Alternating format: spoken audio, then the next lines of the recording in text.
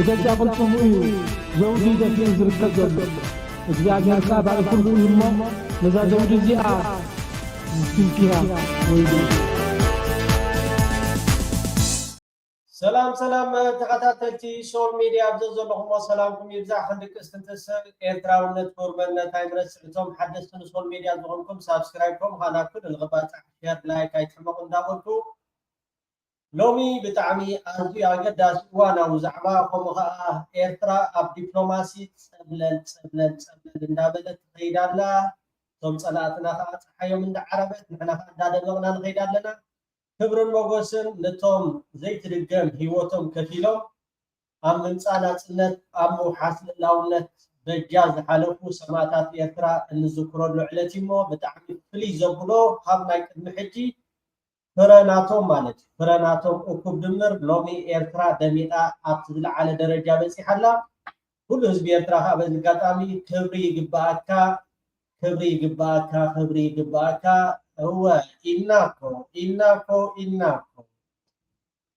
መቼም ኣብቲ ናይቲ መደብ እንድሕር ተኸታቲልኩሞ ግብፂ ምስ ኤርትራ ካብተን ፅቡቕ ዝምድና ከምኡ ከዓ ከም ሞንጎኛ ኮይና ምስቲ ዝነበራ ዲፕሎማሲ ምስ ኣሜሪካ ካብተን ኣብ ኣፍሪቃ ኣብ መበል ቀዳማይ ደረጃ ትስራዕ ሃገር እያ ሎማዓንቲ ቀብሪ ንብልፅግና ፀሓይ ንኤርትራ በጣዕጣዕላ ዝበረቐትሉ መዓልቲ እዩ ሕጂ ዝወፅእ ዘሎ ሓበሬታ መቼም ፕሬዝደንት ኢሳያስ አፈወርቂ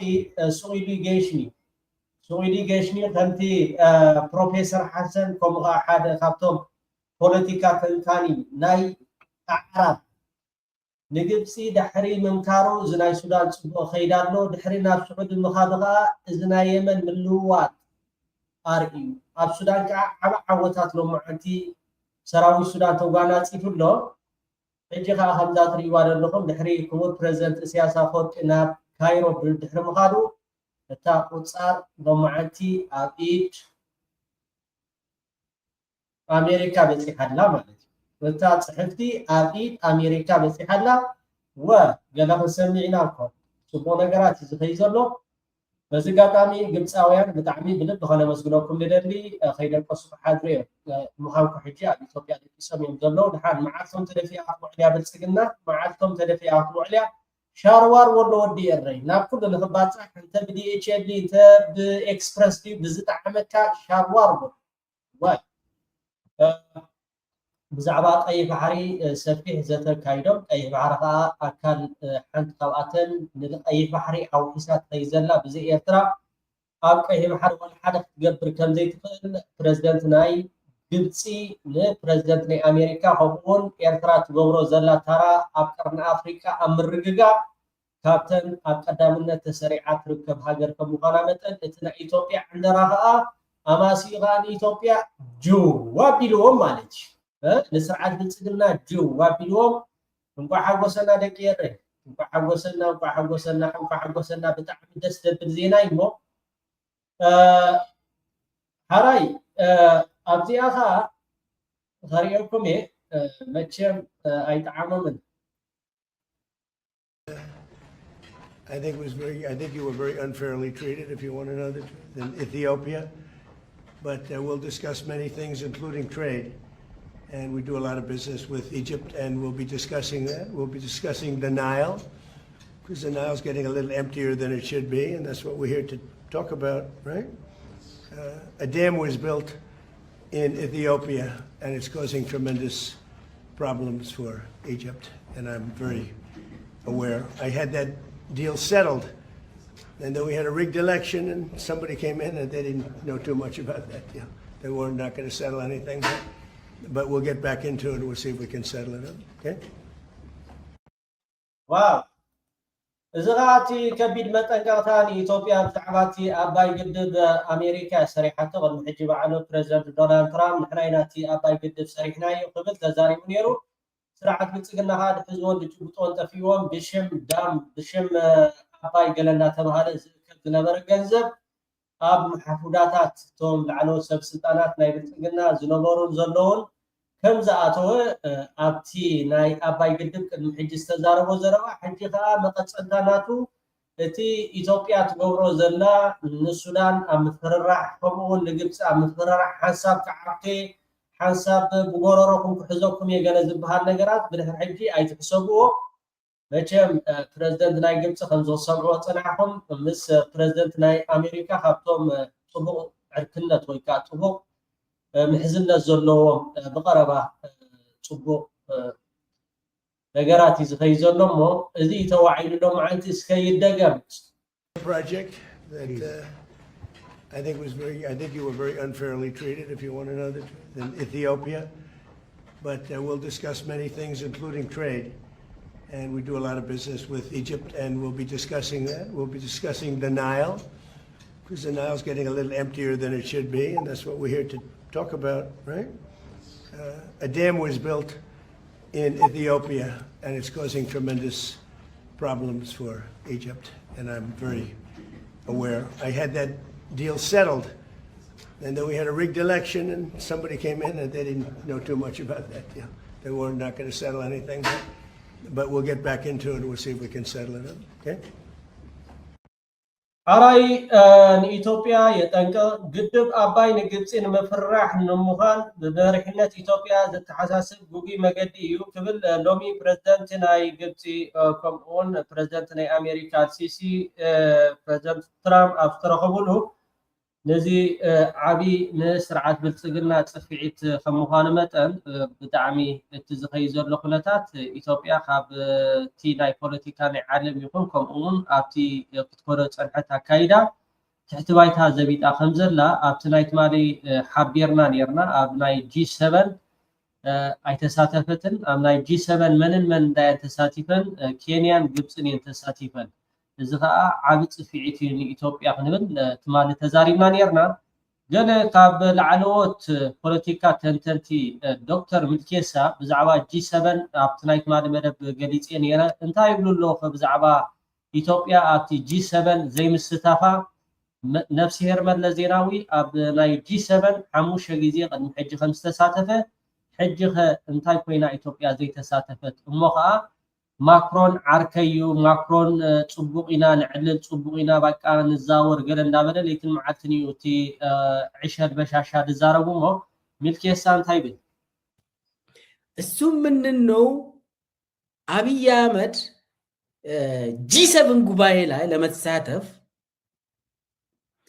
ጠብቆ ነበር ጠይቆ ነበር ኢማኑኤል ማክሮን የሚባል አብይ ወንድሜ ኢማኑኤል ማክሮን እያለ ብዙ አመታትን ነግሮን ነበር ኢማኑኤል ማክሮን አብይ አህመድ የማይጠቅም ወራዳ መሆኑን አይቶ ቆሻሻ ውስጥ ጥሎ አብይ አብይ አህመድ ብዙሕ ግዜ ናብዚ ናይ G7 ንክሳተፍ ቀፃሊ ንፕረዚደንት ናይ ፍራንስ ኢማኑኤል ማክሮን ክሓቶ ወይ ከዓ ክጥይቆ ፀኒሑ እዩ ግን አብይ አህመድ ሓደ ወራዳ ሙኻ ዘይጠቅም ምዃኑ ቆሻሻ ውስጥ ጥሎ ዞር ብሎ እንኳን አላይም ብሏል ምታስታውሱት ከሆነ ባለፈው የፈረንሳይ አፍሪካ ጉባኤ ኢትዮጵያ ላይ መካሄድ የታቀደው ኢማኑኤል ማክሮን ኬንያ እንዲካሄድ አደረገ ኬንያ ወሰደች ከዛ አብይ እዛ ኬንያ ላይ ሄዶ ኢማኑኤልን አግኝተው እንደምንም ብለ በኢትዮጵያ በኩል ማለፍ አለብ ጌታዬ ኢማኑኤል ማክሮን ለካሜራ ፈልጋለሁ ብሎ እሺ ብሎ ለሁለት ሰዓት ምናምን ያቺ ብሔራዊ ቤተ መንግስት የምትባለው አብይ ለንግስና የሰራት እሷን ፈረንሳይ ነው ፋይናንስ ያደረገው እሱን አይቶ ያው አንተ ፋይናንስ ያደረግከው ጨርሻለሁ አይተልኝ ብሎ ክንቀፅል ኢና ኣስማዓኩም ትሪእዎ ኣለኹም ከመይ ገይሩ ሒዝሎ ናይ ፍራንስ መራሒ ኢማኑኤል ማክሮን ኣብ ኬንያ ኣኼባ ኣብ ዝነበረሉ ግዜ ንካሜራ ማለት ንካሜራን ህዝቢ ንምድንጋር ምስ ፍራንስ ፅቡቅ ዝምድና ኣለና ገለ ንምባል ንናይ ህንዲ ይዕድም ንላዕለዎ ሰብ ስልጣናት ካልኦት ናይ ሃገራት ይዕድም ንዑይሊ ዝዕድሞ ንዑይሊ በጃኻትኩም ናብ ኢትዮጵያ ከይበፅሓኩም ከይትኸዱ ንዑ ቡን ስተዩ ንዑ ባቃ ንዕልል ገለ ኢሉ ንካሜራ ኢሉ ይድፅዖ ከመይ ገይሩ ሒዝዎ ዶ ንኣማኒኤል ማክሮን ከመይ ገይሩ ሒዝዎ ዶ ኢዱ ትሪእዎ ኣለኹም ከም ሓደ መራሒ ናይ ሃገር ማዕረ ክንደይ ወራዳ ማለት እዩ ባቃ ኬንያ በፂሕኻስ ባቃ ኢትዮጵያ ከይበፅሕኻ ከይትኸይድ ዋላ ንዓ ሰዓት ንካሜራ ኢልካ ምፃእ ኢሉ ናይሮቢ ከዛ በናይሮቢ ያው ትራንዚት ሲያደርግ በኢትዮጵያ ጎራ ብሎ 2 ሰዓት ምናምን የማይፈጅ አየና ሄደ ባቃ ተሐቂ ይወጻሉ ዛስዋይ ፕሬዝዳንት ኢሳያስ አፈወርቂ ንካሜራ ወይ ካላዕሎ ሰበስልጣናት ናይ ኤርትራ ንካሜራ ከምኡውን ንራእይሎ ይስምዑ ዘይኮኑ ዝንቀሳቀሱ ፖለቲካ ዲፕሎማሲ ንክሰርሑ ዝንቀሳቀሱ ከምቲ ዝበሎ ፕሬዝዳንት ኢሳያስ አፈወርቂ ካብ አሜሪካ ካብ ኤውሮጳ ኸይድካ እሞካ ትርጉም ዘይብሉ ንካሜራ ወዲ ካሜራ ቢያት ወዲ ቢያት ንኸተለምፅ ኣብ ጋሽ ባርካ ከምኡኻ ኣብ ጋሕቴላይ በፂሕካ ቡን ሰቲኻ ኣብ ኮለል ኢልካ መምላስ ይሓይሽ ዝበሎ ብዘይ ምክንያት ኣይኮነን ካብ ኬንያ ብትራንዚት ብኢትዮጵያ ገይሩ ናብ ሃገሩ ኸይዱ 2 ሰዓት የፈረንሳይ ጋዜጣ እንኳን አልዘገበም ያለን ለምን ከፕሮግራም ውጪ ስለሆነ የኢትዮጵያ ሚዲያ ብቻ እወ ካብ ፕሮግራም ካብትናቶም አጀንዳ ወፃ ስለዝኾነ ናይ ፍራንስ ጋዜጣ ዲ ወይ ከዓ ዜና ማዕከን ኣይተዛረበን ስለምንታይ ብትራንዚት ይሓልፍ ስለዝነበረ ንዓ በጃኻ ኬንያ በፂሕካ ኢትዮጵያ ከይረገፅካ ከይትኸይድ ንምባል ነቲ ዘጋጥሞ ዘሎ ተነፅሎ ፖለቲካ ናይ ዓለም ንዑ ንምኽባል ንዑ ንምሽፋን ኢልዩ 2 ሰዓት በኢትዮጵያ ገይሩ ሓሊፍ ያንን የዘገበው አሁን ደግሞ ምንድነው የሆነው G7 ጉባኤ ፈረንሳይ ነው ያዘጋጀችው ፈረንሳይ ያዘጋጀችው የግዙፍ የዓለማችን ዲሞክራሲ የሚባለው እነ አሜሪካ እነ እንግሊዝ እነ ፈረንሳይ ጀርመኒ ኦስትራሊያ ካናዳ እነኚህ የሚሰበሰቡት G7 ነው መለስ ከ5 ጊዜ በላይ G7 ስብሰባ ላይ ተካፍሏል አብይ አህመድ አንድ ቀን እንኳን አልተጋበዘም የኔ ወንድም ምናምን ብሎ ኢማኑኤል ማክሮን ብሎ ሚጠራው ኢማኑኤል ማክሮን የፈረንሳይ ፕሬዝዳንቱ አብይን አልጠራም ማንን ነው የጠራ ከአፍሪካ የግብጽ ፕሬዝዳንት ኤልሲሲ እና የኬንያው ፕሬዝዳንት ዊሊያም ሩቶ ናቸው የሄዱት አብይ አህመድስ ጠይቆም ቢተባለ በዛ ደጃፍ እንኳን ማለፍ አይችልም አብይ እንዲህ አይነት ወራዳ ሰው አይጋብዙትም ውሸታም ሰው የራሱን ህዝብ በየቀኑ የሚጨፈጭፍ ሰው በዓለም ደረጃ እንኳን አይቀርብም አይጋበዝም ቦታው አይደለም ተባለ አብይ አህመድ አንድ ቀን የኖቤል ተሸላሚ የሆነ የአፍሪካ ፕሬዝዳንት የአፍሪካ ጠቅላይ ሚኒስትር ይቅርታ አብይ ይደሰታል ፕሬዝዳንት ስላልኩ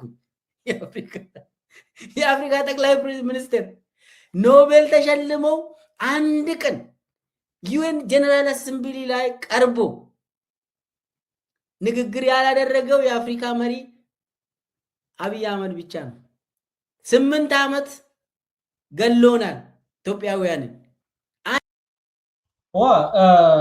ግዳ ሓቂ ክሳተፍ ይግብኦ ነይሩ በቲ ናይ ዓለም ኣታሊሉ ከምኡ ከዓ ንህዝቢ ዓለም ብጣዕሚ ከም አብይ አሕመድ ዘዳናገሮ የለን ናይ ኖቤል ሽልማት ተሸሊሙ ከዓ ካብ አፍሪካ ኣብዚ ክሳተፍስ ይግብኦ ነይሩ ግን ኩሎም ፈሊጦም እዮም ሓደ ከምዘይጠቅም ስጉ ኢሉ ሓደ ትቱላ ምዃኑ ንህዝቢ ትግራይ ንህዝቢ ምሓራ ንህዝቡ ብድሮን ዝጭፍጭፍ ከምኡውን ዳርጋት መብዛሕትኡ ኣብ ኢትዮጵያ ዘሎ ክልላት ካብ ቁጥጥር ወፃኢ ከም ዘሎ እተን ከም በዓል ዓዲ እንግሊዝ ከም በዓል ካናዳ ከም በዓል አሜሪካ ቀፃሊ ንዜጋታተን የጠንቅቃየን ናብዚ ቦታ ከይትኸዱ ብምባል እምበሺ አዲስ አበባ እውን ክትንቀሳቀሱ ከለኹም 20-30 ኪሎ ሜትር ነቲ ኤምባሲ ናይ ሃገረን ናይ ዓዲ እንግሊዝ ይኹን ናይ ካናዳ ናይ አሜሪካ እቶም ዜጋታተን ይሕብርዎም እዮም ስለዚ ንአብይ አሕመድ ቀቢጾም እዮም ኤውሮጳ ሕብረት አሜሪካ G7 ከም ሓደ ዝሞተ ስርዓት ከምኡኻ ዝመሽመሸ ስርዓት ተስፋ ከም ዘይብሉ ሪኦም ሎሚ ኣምዳ ዋሓት ደርብዮም ከም ዘለው ዶክተር ሚልኬሳ ካብቶም ብቀረባ ቅርበት ከምኡውን ኣብ ስልጣን ዝነበረ ኣብ ናይ ግዜ ኣቢ ንኣቢ ተቃይሙ ሎሚ ኣብ ኣሜሪካ ዝቅመጥ ዘሎ ዶክተር ሚልኬሳ ዝብሎ ዘሎ በቃ ሓደ ዝጠቅም ከም ዘይምዃኑ ክንቲት ምዃኑ ፈሊጦሞ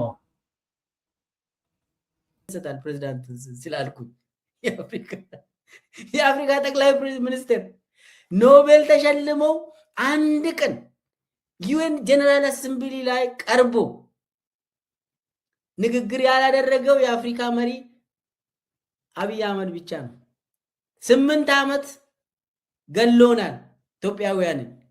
አንድ ቀን የተባበሩት መንግስታት ጠቅላላ ጉባኤ በየአመቱ የሚካሄደው ላይ አንድ ቀን ቀርቦ ንግግር አላደረገም። ሂዱ ይዩት። ምን ሆኖ ነው? ሁሉም የዓለም አቀፍ መሪዎች በየአመቱ ኒውዮርክ አሜሪካ መጥተው ንግግር ያደርጋሉ ከነኩዮቻቸው። አብይ አህመድስ አንድ ቀን ቀርቦ ከኩዮቹ ከዓለም አቀፍ መሪዎች ጋር ቁጭ ብሎ ንግግር አላደረገም። አያደርግም። ለምን? ብቃት የለውም። በሽተኛ ነው። ናርሲሲስት ደግሞ ኢትዮጵያ ውስጥ እኔ ብቻ ነኝ ሶሉሽን ማመጣላችሁ መደመር ካልሆነ የለም ኢትዮጵያ ፈረሰች እኮ ነው ባልመጣ ይላል። ኢትዮጵያን አፍርሶ በአንድ በኩል 99.9 ይዋሻል። አንድ 0.1 እውነት እንኳን አይናገርም። የሱ ውሸት ቃላትን ብቻ መለወጥ ነው የሚመስለው። ይሄ መሪ G7 ላይ ወንድሜ ኢማኑኤል ማክሮን በየጊዜው ፈረንሳይ እየሄደ እያንኳኳ መጥቻለሁ በሩን ክፈት ይላል እኮ ፈረንሳይ ደርሶ። አይ ጊዜ እንደ ሰውዬ በፕሮግራም መሰረት ነው መምጣት ያለብህ ተባለ። አንድ ጊዜ ደግሞ ኦልሬዲ እኮ መጥቻለሁ የሆነ ነገር አድርግና ልግባ ካሜራ ወስደን ልመለስ ይላል። እንዲህ አይነት ሰው አሁን ውርደቱ ሁሉ ታውቆ በዓለም አቀፍ ታውቆ የኢትዮጵያን ዲፕሎማሲ ዚሮ አድርጎ ኔጌቲቭ አድርጎ ያ በዲፕሎማሲ ኢትዮጵያ ኔጌቲቭ ከም ዝኸደት ተዛረባለሁ። ሓቂ ብዙሓት ማዕከናት ዜናውን ብዛዕባ እዚ ጉዳይ እዚ አልዒለን ተዛረባለሁ። ኣብ ግዜ መለስ ዜናዊ 5 ግዜ መለስ ዜናዊ ኣብ G7 ተሳቲፉ ማለት እዩ። የአፍሪካ ናይ ተሳታፍነት ማለት እዩ። ዛሬ ኢትዮጵያ አሳቶን ኬንያ ወሰደች። የኛን ጣፋንተ ወሰደች። ምን እናርግ?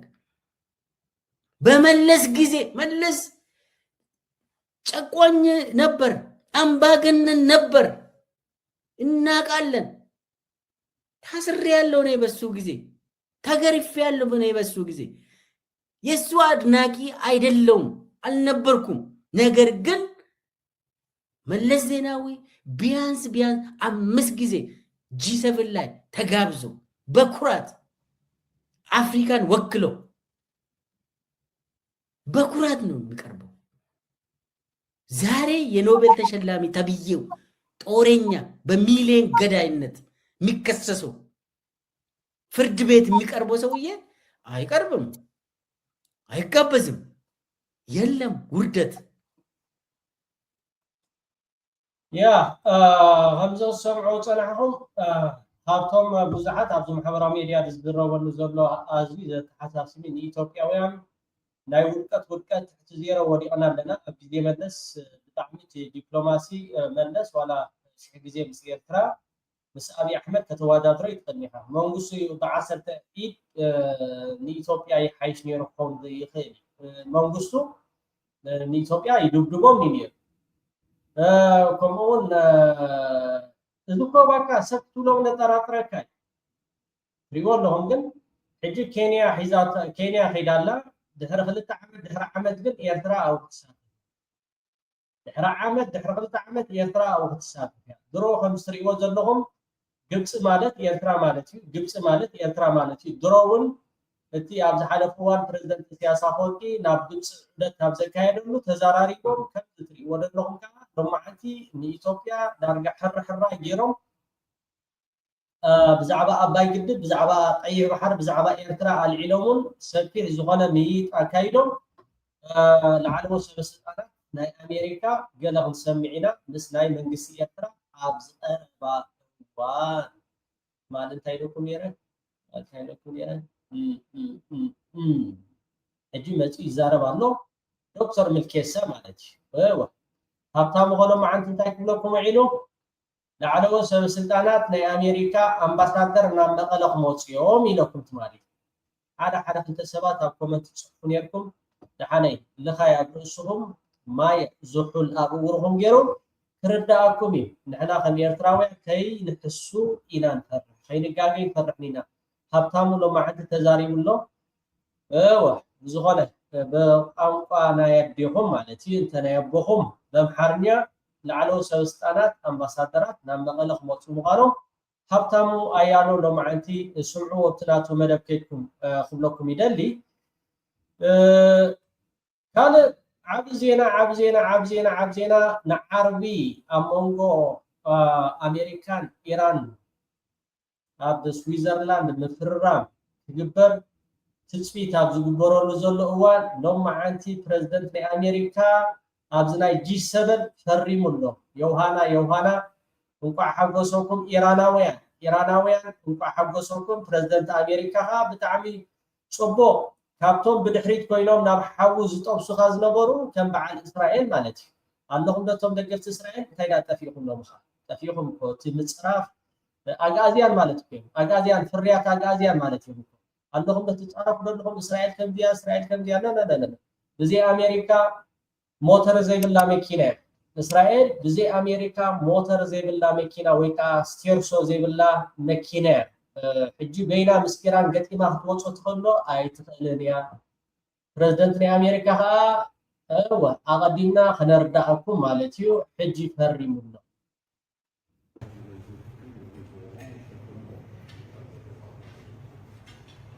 برافو بريزيدنت دونالد ترامب لما عند طريق العرب اسمه هاتا برافو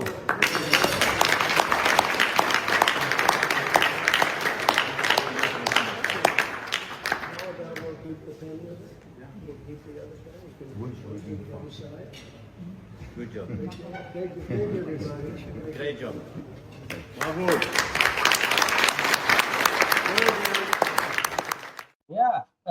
اتناي اسرائيلي اب حاوط ابي سوصنيو حجيغن لب غيرو على ناي فرانس كلها تماتنا G7 كمان تحويسهم نعربي استحاسب فيرما مالتيو دحر صباح يزخون دلو ግን ሕጂ ኣቀድማ ቢሉ ፈሪሞ ባህታታ እቲ ተተሓይዙ ዝነበረ ገንዘብ ከዓ ናይ ኢራን ገንዘብ ናትና ገንዘብ ስለዘይኮነ ገንዘቦም ክወስዱ ይሉሎ እንተት ናይ እስራኤል ግን ፊናት ትቅፅሊ ኣይትቅፅልኒ ኣሜሪካ ገንዘብ ክትህቦ ወይ ከዓ ኣጽዋር ክትህቦ ተዘይኪላ ወላ ሓደ ክገብር ኣይክእልኒ ንብለኩም ማለት እዮም ቶም እስራኤል ኢልኩም ተሓሙ ዝነበርኩም ከይኩም ሓግዞም ኢኹም ቴንክ ዩ ብጣዕሚ ደስ ደብል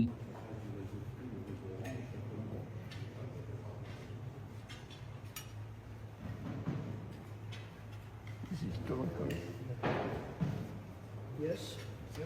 Bravo.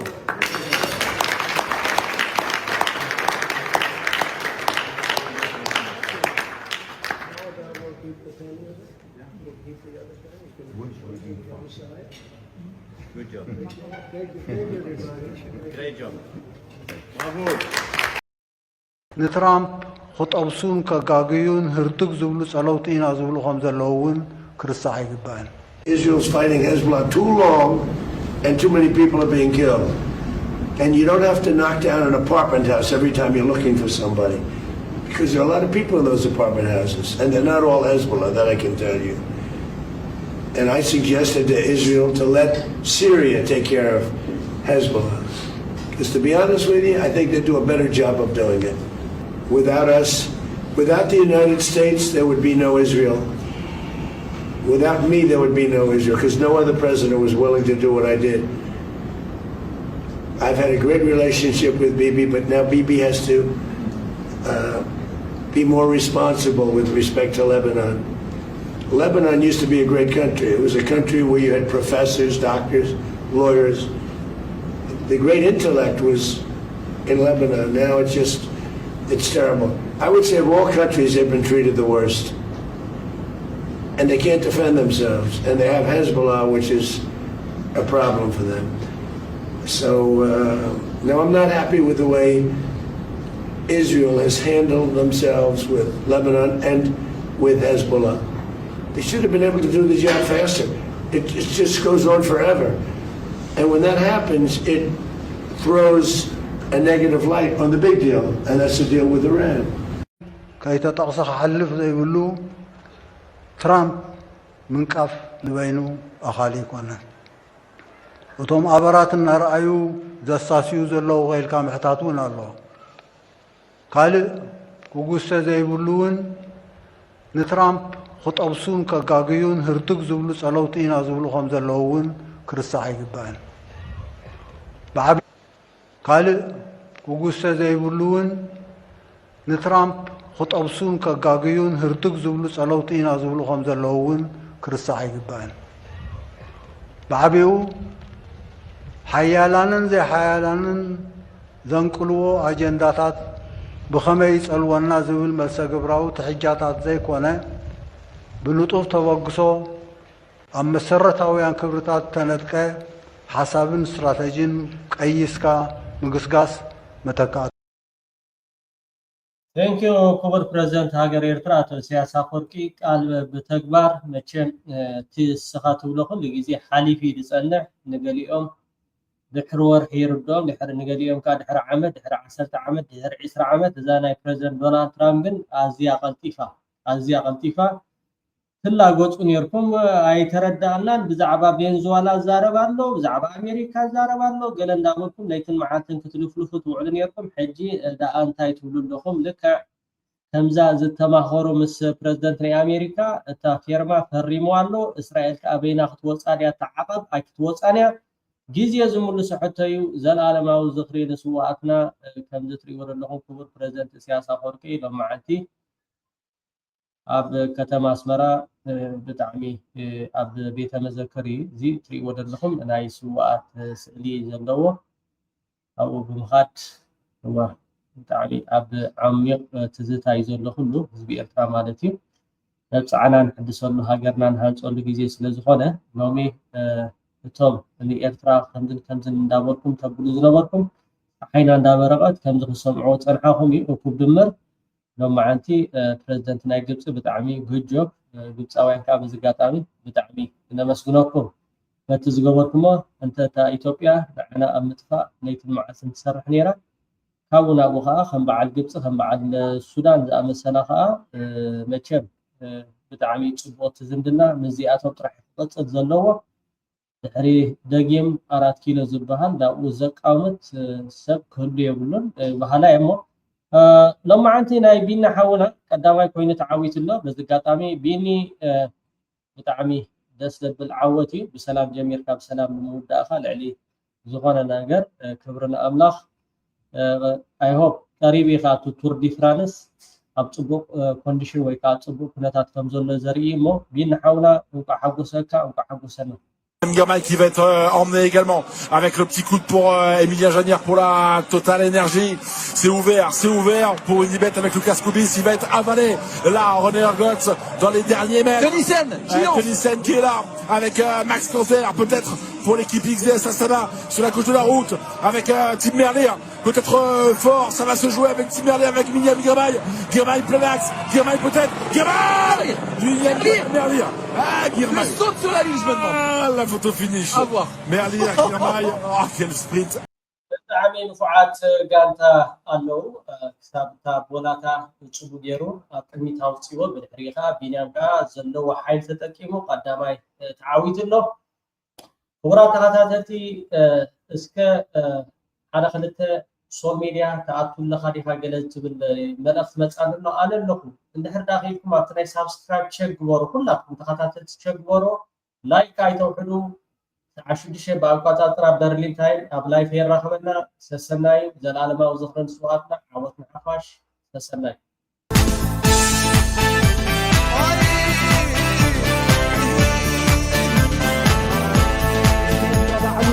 بجد قلتم إيه زوجي دفين زركة جل እግዚአብሔር ካባል ሁሉ ይሞ ለዛ ዘውድ እዚኣ ዝስኪንኪያ